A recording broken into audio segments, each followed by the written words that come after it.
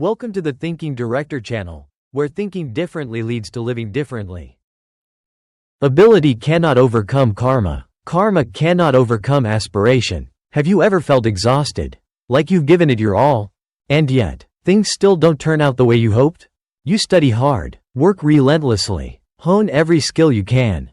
But it's as if there's an invisible force constantly pulling you back. Like you're rowing as fast as you can, but an unseen current keeps dragging you in the opposite direction. You're not alone. Many of us, especially those who've rebuilt our lives far from home, carry that exact same feeling. A feeling of frustration, confusion, even helplessness. Why am I capable, yet still failing? Some begin to doubt themselves. Some chase after more skills. Some blame fate, and some quietly give up. But today, I invite you on a different kind of journey. One that may surprise you, but might also help you understand your own life more deeply. It begins with a principle passed down by the ancients. Something rarely understood in today's world. Ability cannot overcome karma, but karma cannot overcome aspiration. At first glance, it sounds abstract, but stay with me, and we'll gently peel back each layer. Because behind that one sentence lies a roadmap. A map that leads us through the strange twists of destiny, through unseen scars, and ultimately, toward the most powerful rebirths a person can experience. In this video, we won't just talk about skills or fate. We'll explore the laws of how the universe works, the mechanics of cause and effect, and how a single thought, a single naim, can redirect the course of an entire life.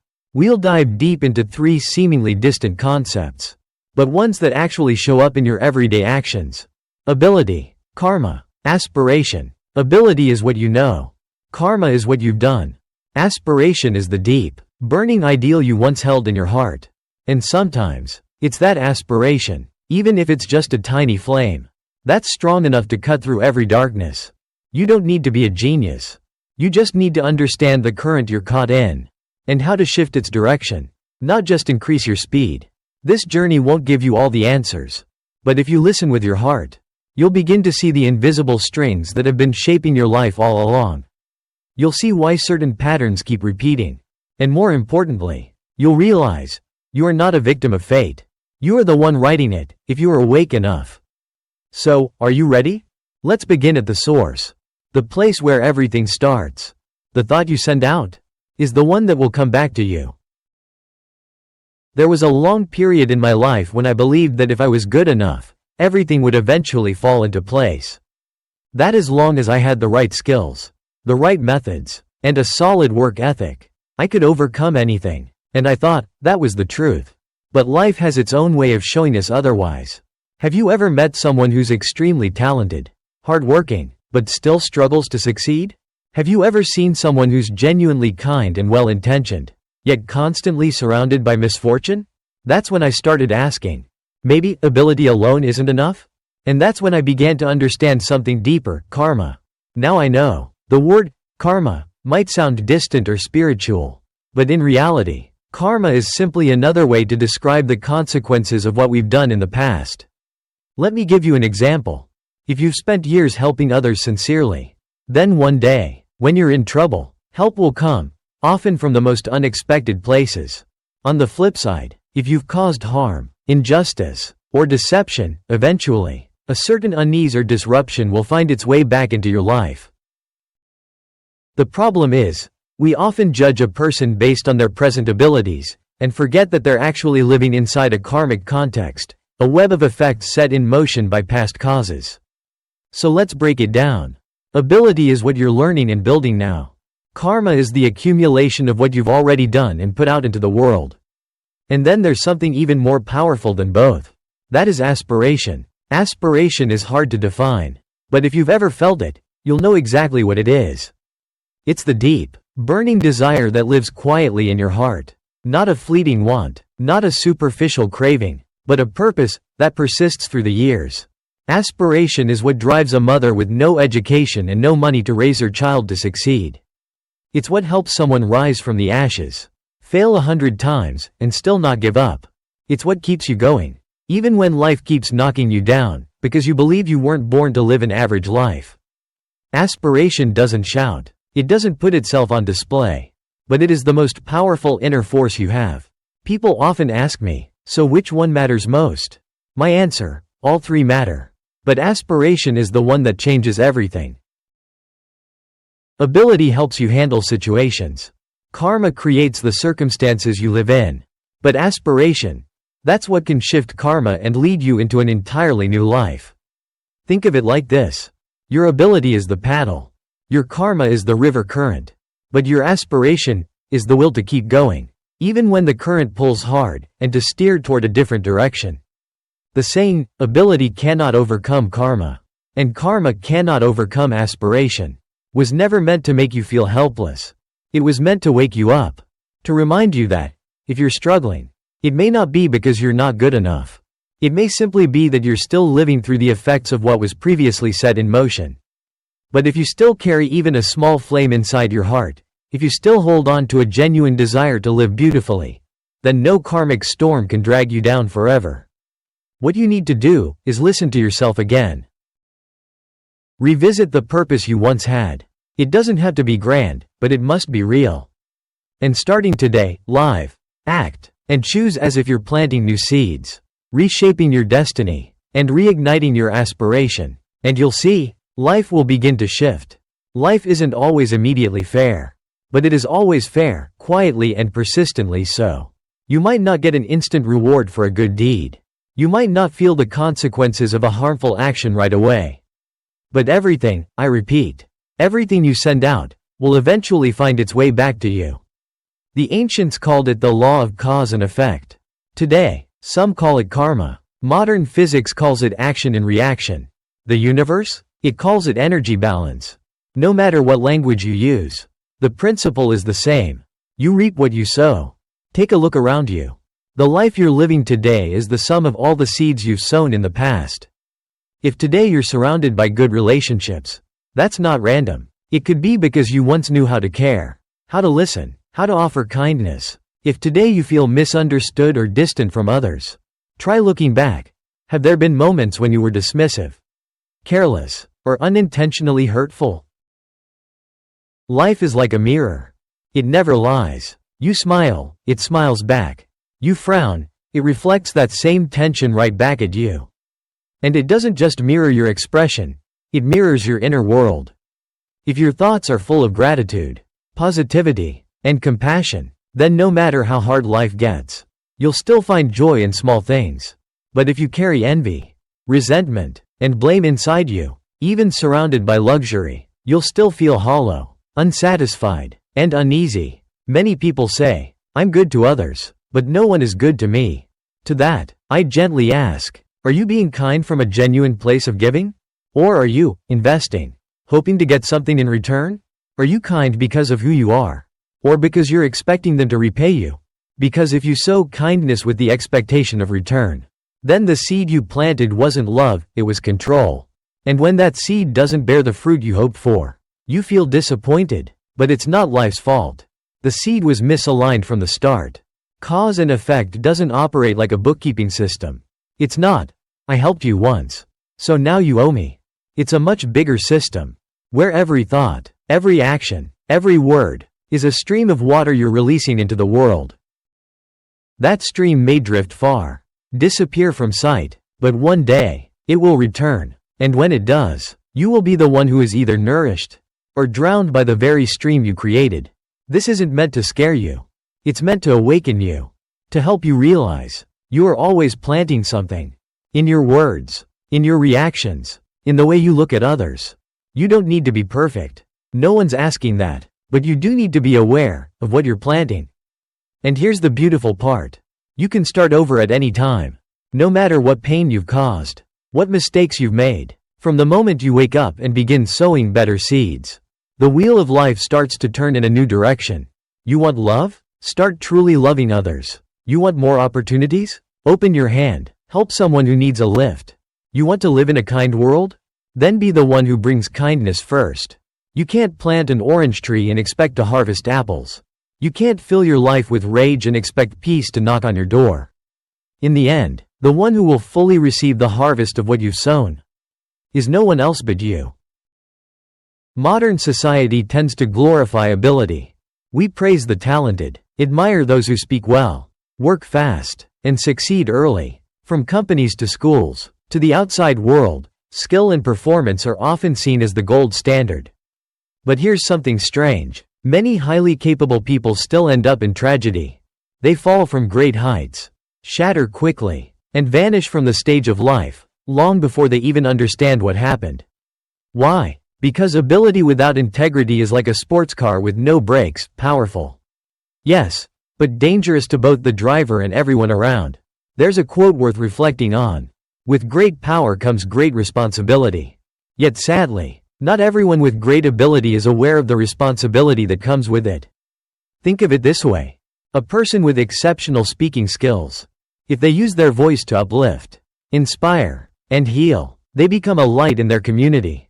But if they use those same words to manipulate, distort, or threaten, they can destroy trust, spark hatred, and plant the seeds of chaos. Or take someone brilliant in finance.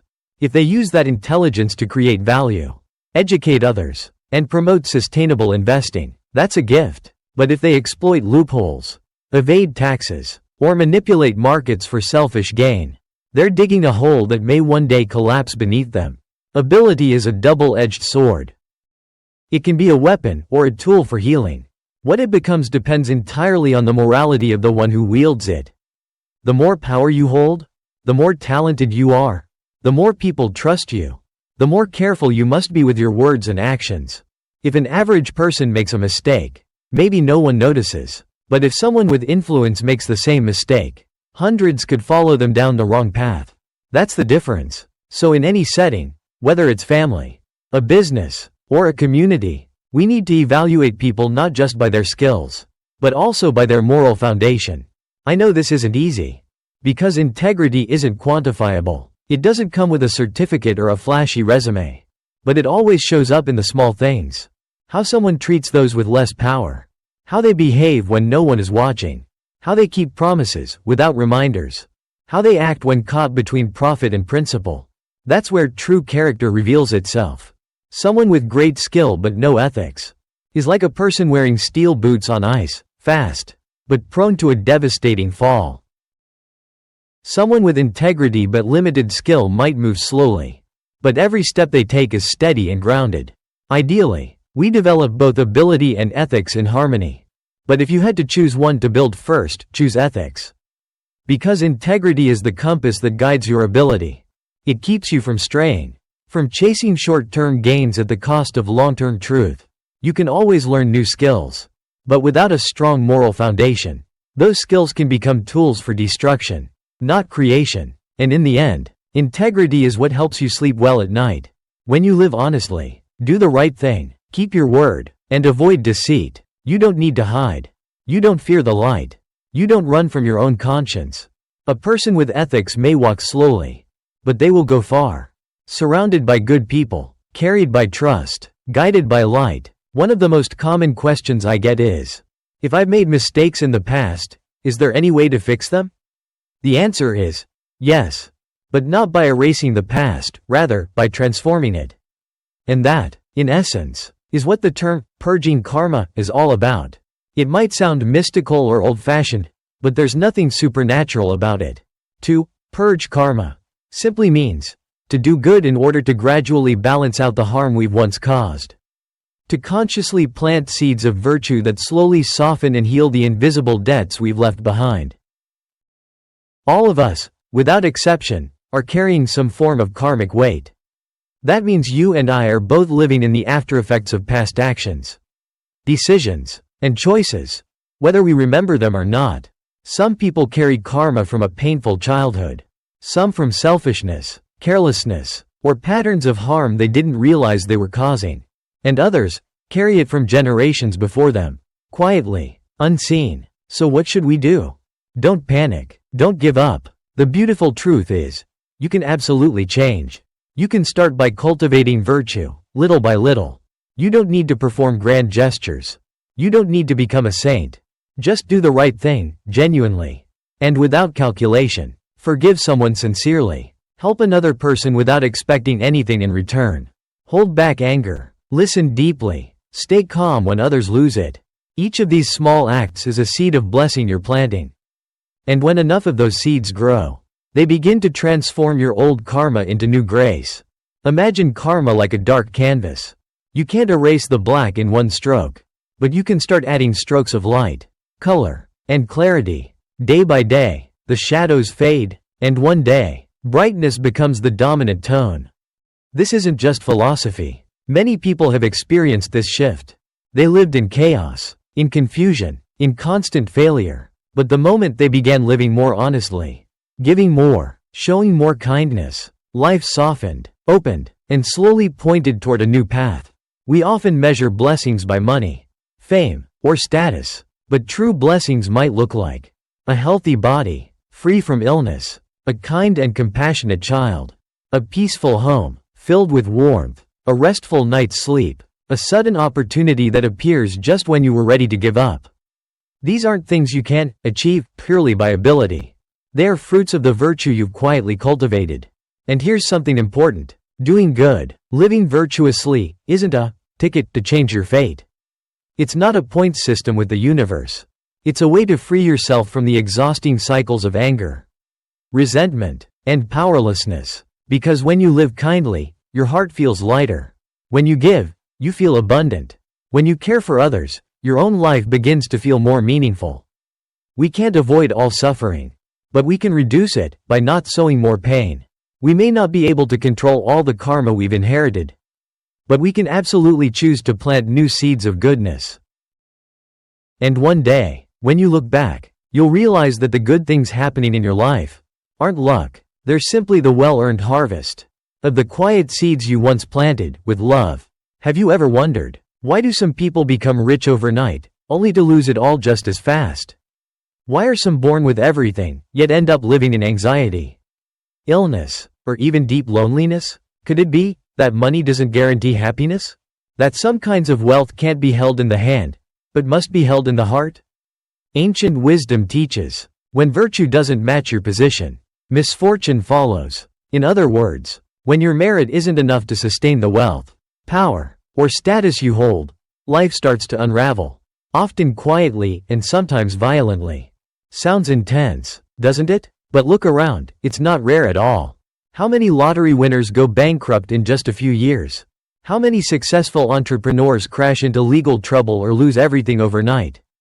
How many famous artists, once adored by millions, vanish into silence after a dramatic fall? Why does this happen? Because wealth, without the corresponding merit to sustain it, cannot last. But what exactly is merit? Merit is not about how much money you donate, not the titles you hold, nor the image you build online. Merit is the result of actions that are genuinely good, valuable, and selfless, rooted in a kind heart and honest intention. Every time you live with integrity, you build merit. Every time you choose forgiveness over revenge, you build merit. Every time you help someone without expecting anything in return, you build merit. And that merit becomes the invisible foundation that supports what you have. You might think, but I earned this money with my own hands, my own skills. What does merit have to do with it? Well, here's the truth. Your skills and effort may create wealth, but only your merit can help you keep it. Think of building a house. Your abilities are like construction skills. Merit is the foundation. The taller the house, the deeper the foundation needs to be. Otherwise, even a small storm can bring everything crashing down. So before wishing for more money, more power, or a higher position, ask yourself, do I have enough merit to hold it all? That question might slow you down, but it's precisely by slowing down that you avoid falling. Some people are born into wealth, like luck handed down from above. But if they keep consuming without giving back, if they waste, exploit, or live only for themselves, then eventually, their blessings will run dry. Imagine merit like an invisible bank account. Every kind act, every honest choice, you're making a deposit. Every selfish act, every harm done, you're making a withdrawal. No one can see this account, but it determines the quality of your life far more than your paycheck does. And one day, if your balance runs negative, crisis will find you. Even if you live in a mansion, most of us spend our lives trying to make money, but forget to make merit. And yet, no amount of wealth can rescue a life that lacks a moral foundation. So if you already have money, power, or recognition, cherish it. Use it to do good, to give, to share, to uplift others, not for gain, but out of deep gratitude for what life has already given you. And if you're starting with nothing, don't be discouraged. You can begin today. Build merit little by little. Live kindly, hour by hour, day by day, because sooner or later, wealth will come, and when it does, you'll be ready to hold it, not just with your hands, but with a steady, strong, and virtuous heart. One of the greatest paradoxes of our time is this. People have never made money faster than today, yet they've also never lost it so quickly. Some have it all, and lose everything within a few short years. Many spend their entire lives chasing wealth, only to realize, too late, what they've lost along the way. Why? Because so many have misplaced their priorities. They put money first, and forgot what should come before it. You might hear these familiar sayings. Without money, life is suffering. Let's make money first, worry about the rest later. Money is everything. And so, they spend their youth, their health, their time with loved ones, all sacrificed in the name of money. Some even succeed, but then, their health declines. Their families fall apart, their joy vanishes, and in that silent moment of emptiness, they finally realize, they've been chasing the wrong thing all along. Don't get me wrong, money isn't evil. It's a powerful tool when used wisely. But the question isn't how much money you have. It's where money sits on your list of priorities. Do you place your health before money? Do you place your family before money? Do you place ethics, kindness, and integrity before money? If the answer is no, then sooner or later, money will come back, not to support you, but to destroy what you've built. I've seen it many times. People who rise quickly in business make millions in just a few years. They buy homes, cars, live extravagantly, but then, to maintain that image, they compromise. They break the rules, betray values, and eventually, crumble. Why? Because they only mastered how to earn money, but never learned how to sustain their blessings. They believed skill alone was enough, but forgot that only merit can hold wealth in place. When merit is depleted, when your good deeds run dry, money, no matter how much, becomes like water poured into a broken bucket. And do you know what's most heartbreaking? It's that people only start looking inward after everything is gone. They sigh, if only I had slowed down. If only I had spent more time with my kids. If only I hadn't been so greedy. But life doesn't give us too many if-onlys.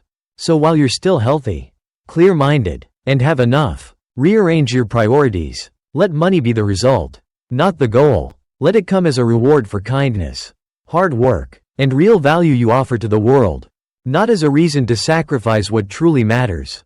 Here's a truth I want you to remember. Money is a tool, but if placed in the wrong position, it becomes the master. And that master can be cruel. If you're earning money with your skills, wonderful. But build merit alongside your income. Use your wealth to create genuine value, to help, to heal, to uplift. Because money tied to values and virtue brings peace. But money placed above character and compassion leaves destruction in its wake. We live in a material-driven society. But stay awake. Not everyone with money is truly rich. And not everyone without it is poor. True wealth is knowing when enough is enough. It's refusing to trade what's sacred for what's shiny. It's understanding that what comes from virtue will stay. What comes from greed will vanish. Have you ever wondered, why do some people seem to attract constant blessings, opportunities, kind people, fortunate turns, while others, despite being kind, hardworking, and sincere, seem stuck in endless cycles of hardship, struggle, or chaos? It's not just luck, and it's not exactly fate, either. The answer lies within, in your intention, your beliefs, and your inner vision. We often try to change external circumstances, switch jobs, move cities, fix relationships, but we forget that the outside world is just a mirror, reflecting our inner landscape. If your mind is chaotic, your life will feel chaotic. If your heart is filled with scarcity, you'll never feel like you have enough, no matter how much you get. But if you live with gratitude, love, and trust, your life begins to soften, to flow, to open up. Why? Because intention is the invisible blueprint of your life. Before any building is constructed, there must be an architectural plan. Before any car is manufactured, there must be a detailed design. And before a life takes shape, your mind has already drawn it up through repeated thoughts and emotions. Someone who constantly thinks, "I'm not good enough," will subconsciously reject opportunities meant for them. Someone who fears failure will somehow attract exactly the kind of situations that cause them to fall. Someone who believes the world is cruel will live in constant tension, suspicion, and fear. But someone who holds a clear and vibrant vision of a better future will slowly attract the right people, the right chances, and the right doors to that exact life. This isn't mysticism, it's energy resonance. What you repeatedly think and feel becomes your frequency. And the universe, like an amplifier, echoes that same frequency right back to you. So if you want to change your life, start from the inside. How do you redraw your blueprint? It begins with 3 simple, yet powerful elements. 1. Clear intention. What kind of life do you want to live? Who do you want to become? Where do you want to be? With whom? Doing what? Don't answer vaguely. Write it down, make it vivid. When you picture it, let the image play like a film in your mind. Full of color, emotion, and movement. Let it become real inside you. 2. Unshakable belief. Even the most beautiful blueprint means nothing if you don't believe it's possible. You may doubt the world, but don't doubt yourself. Every great journey begins with a small but steady belief.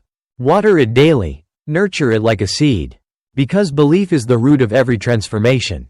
3. Consistent inner vision. You can't think, "I am lucky," while constantly living in fear, anger, or self-pity. You can't desire success while secretly believing you're undeserving of it.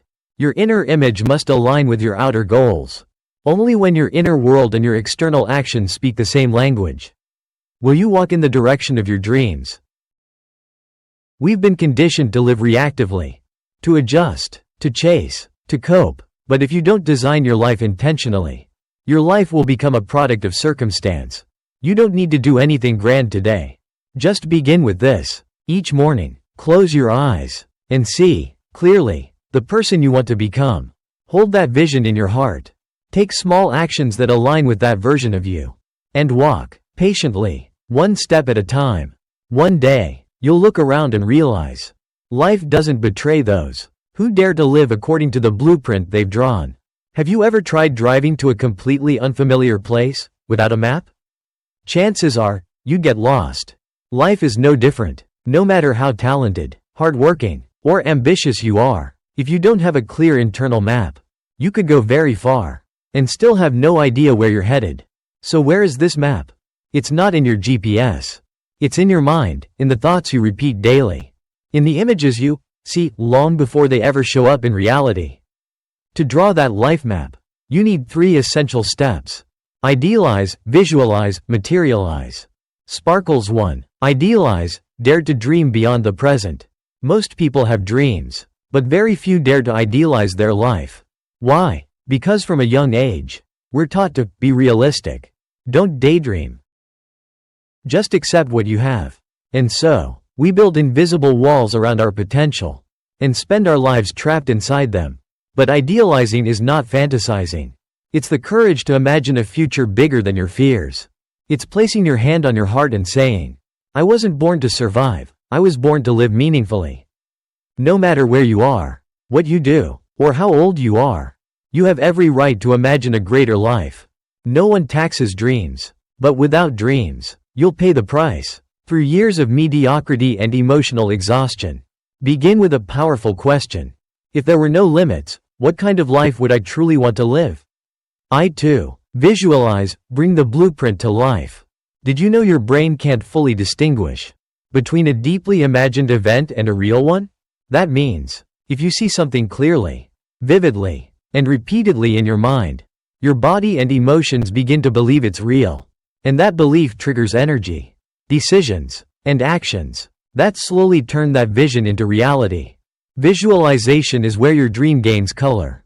Close your eyes and ask yourself, where are you living? What do your mornings feel like? What does your face look like? Confident? Peaceful? Radiant? Who's beside you? How do you feel? Inspired? Grounded? Free? Don't just imagine it with your eyes. Feel it with your heart. Emotion is the fuel that powers belief. The more vivid, the more real, the more aligned it feels, the closer it is to manifesting. Pushpin 3. Materialize. Turn the vision into a plan. Many people dream, fewer make a plan. They idealize, visualize, and then let the dream float around like a pretty poster, stuck in their minds, with no roadmap forward. That's why the third step is crucial. Materialize. Turn your vision into a detailed map, with real coordinates. What goal will you achieve in the next 6 months? What skills do you need to learn? How many hours per day will you invest in your goal? Who can support you along the way? What small action can you take this week? You don't need every answer right now. But you do need clarity and commitment. Because only when you take your dream seriously, will your dream take you seriously. You see, idealize, visualize, materialize is not just a motivational workshop technique. It's a life principle. You cannot achieve something you've never clearly seen in your mind. And you cannot live a directed life unless you've intentionally drawn the map yourself. So if today you feel lost, stuck, or just floating from day to day, don't rush to blame life. Ask yourself, is the map I'm using one I truly designed? Or is it just someone else's version of who I should be? And if your answer is, I don't really have a map yet, then now is the moment to pick up the pen. Because no one else can live your life for you. And no one else can draw the path you're meant to walk. Here's a truth not everyone realizes. We don't live in a chain of isolated events. We live inside a woven, spiraling system of karma, where every thought, emotion, and action is interconnected like invisible threads in a vast tapestry. And sometimes, just one shift in thought, one small mental pivot, can quietly change the direction of an entire life. Sounds magical? Actually, it's deeply logical. Imagine this. A person constantly repeats to themselves, I'm useless. I don't deserve love. I'll never be good at anything. These thoughts, repeated over time, create a network of negative mental patterns. This system shapes how they react, what jobs they choose, how they handle failure, and how they build or destroy relationships. Eventually, they find themselves stuck in painful cycles that seem to prove what they've always believed. And they call it fate. But it's not fate. It's a karmic system, quietly built by thoughts that were never challenged or changed. So how do you break free? Through mental shift. Shifting a thought may sound soft, even poetic, but its impact can shake the foundations of your life system. It's that moment of awakening where you say, I'm done thinking the same old way. I choose a new thought, a new direction. For example, instead of, I always fail, you ask, what have I learned from this failure? Instead of, why does my life keep falling apart? You wonder, is there a lesson here I haven't seen yet? The moment you shift your thought, the system begins to tilt. Just slightly. But that slight tilt becomes the starting point of a new karmic path. You won't see changes overnight. Just like turning a giant ship, it takes time. But if you keep steering in that new direction, keep planting new thoughts, new actions, new responses, then over time, your entire life system will realign.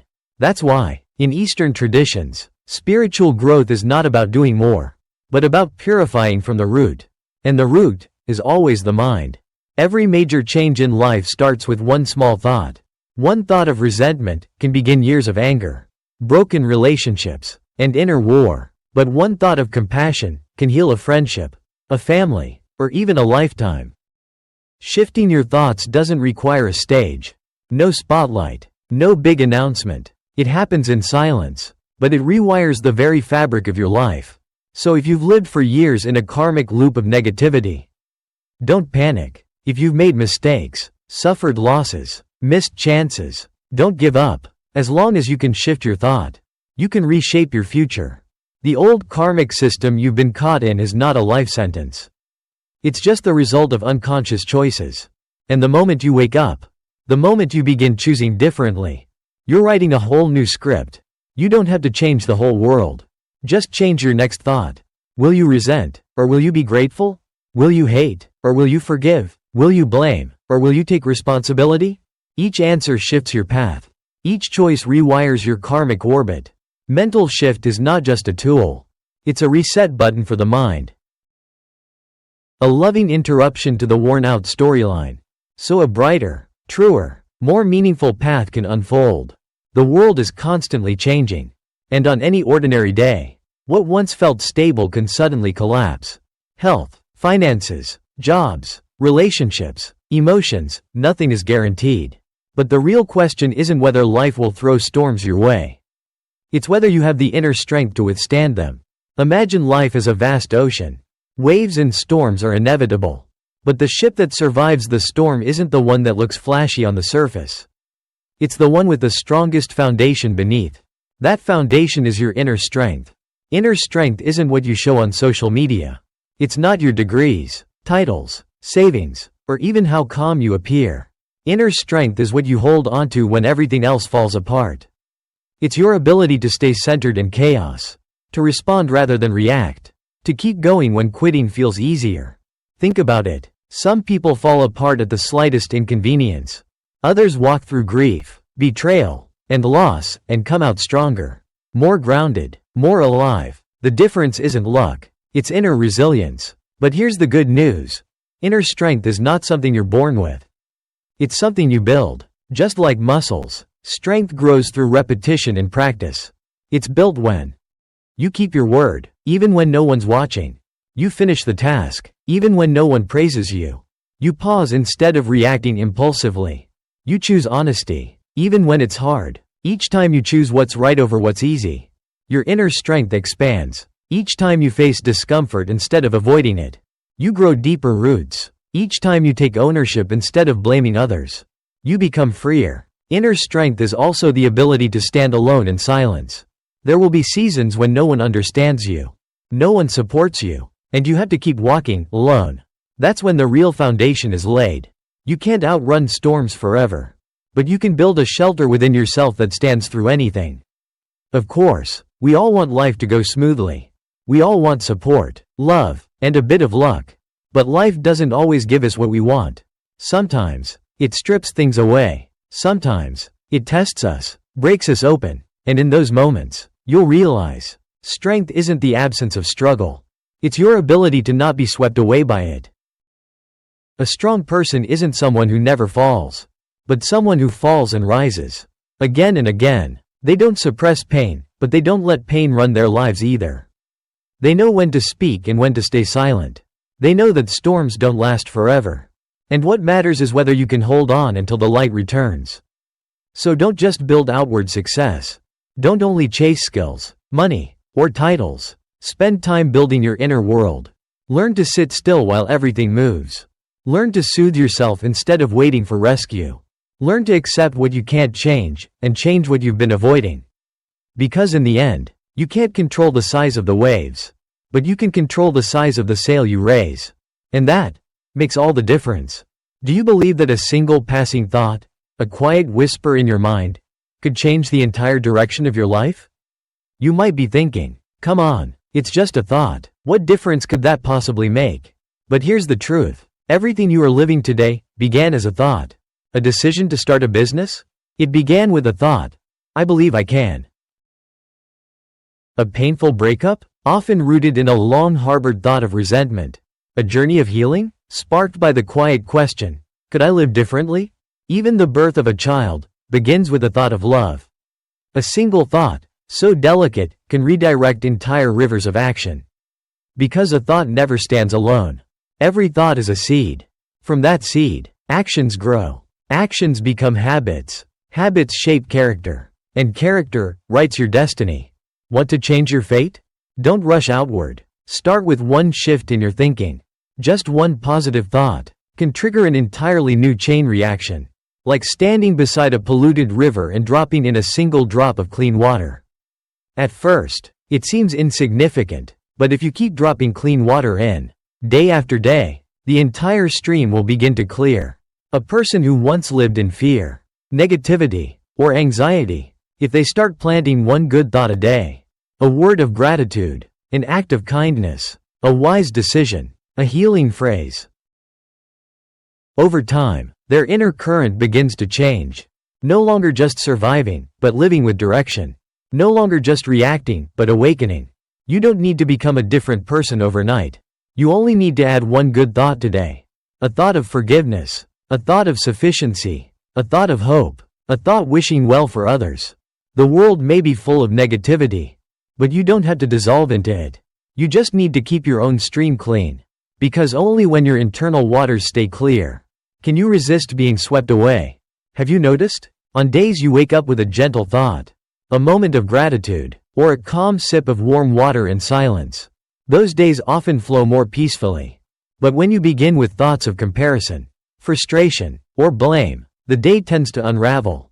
It's not that life gets harder. It's just that your inner stream has shifted toward chaos. Planting a good thought isn't just for those with perfect lives. And it doesn't have to wait until your life is figured out. In your most uncertain, fragile moments, that one thought is the most powerful. Because in the storm, when you light a candle, its glow reaches farther than it ever could in calm weather. So remember, no one is too small to spark change. No situation is too late to begin again.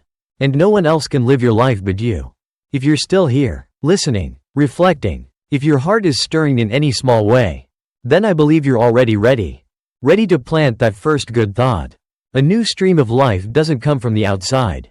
It starts from within. It starts from you. Some people say, destiny is written. Every person is born with a fate that cannot be changed. But if that's true, what's the point of trying? Why do some people rise above their circumstances, heal their past, and rewrite their own stories? Why do people born in the same family, raised in the same conditions, choose completely different paths? The answer lies in a single thought. Every thought you choose today, quiet and subtle, shapes the destiny you walk into tomorrow. A person who lives with gratitude will see opportunity even in loss. Hãy bắt đầu bằng khoản đầu tư quan trọng nhất, đầu tư. A person who cultivates compassion can dissolve conflict instead of fueling it. A person who embraces responsibility becomes a creator, rather than a passive character in their own life. Thought is the root, destiny is the fruit. You may not control the wind, but you can adjust your sails. You can't dictate every circumstance, but you can transform how you live through them. Shifting a thought isn't about magic. It's the quiet courage of someone who's tired of drifting, blaming, or living on autopilot, and finally chooses to live with awareness. You can begin today. No dramatic announcements needed. Just ask yourself, what kind of thought am I planting in myself and in others? Is this thought making my life lighter, brighter, and more kind? If I keep nurturing this thought, where will it take me? In the end, you don't have to search for your fate like it's hidden somewhere out there. Your destiny is built inside you, through every choice you make within. And each time you shift one thought, just one, you're shifting the course of your life. Real change doesn't begin with going far or doing big things. It begins by going inward and choosing to think differently about yourself. Shift the thought, and you'll begin to see. Life doesn't punish you, nor does it favor anyone unfairly. It simply reflects what you're radiating.